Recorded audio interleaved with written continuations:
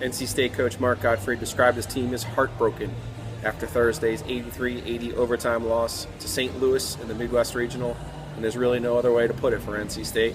The Wolfpack led by 16 in the second half with 8 minutes left in the game. TJ Warren finished with 28 points, but NC State fell apart in the final minutes of the game.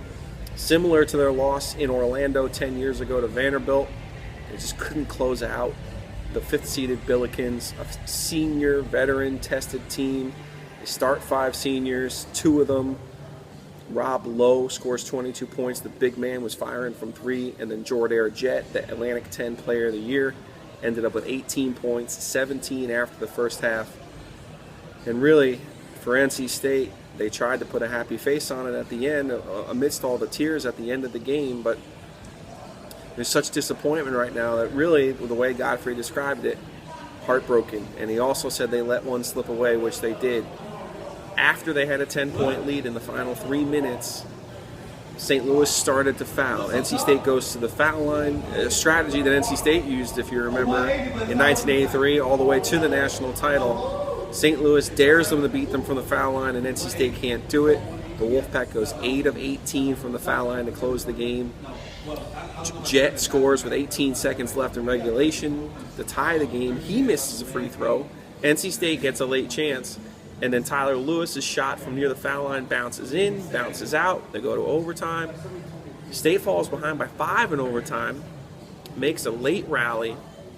TJ Warren actually had a chance to tie the game at 81, but missed the free throw. Warren finishes 6 of 14 from the free throw line, and for the game, NC State's 20 of 37. And really, after the game, the only thing left was the disappointment of not being able to close it out. And unlike games against Syracuse and North Carolina, 1-point losses, this wasn't really Wolfpack mistakes at the end or errors at the end. St. Louis was a veteran team. They made some smart plays at the end. They made some big shots at the end. They had 9 3-pointers compared to only 4 for NC State. But really, it came down to NC State's inability to make a free throw. This ends the season for NC State at 22-14. They made the tournament, and for a team that was picked 10th in the ACC and really not one expected to be here, it's an outstanding season for Mark Gottfried in his 3rd year. The ending, though, will not be remembered as outstanding, more so as the game that got away. From Orlando, I'm Joe Giglio. Thanks for following me all season at newsobserver.com.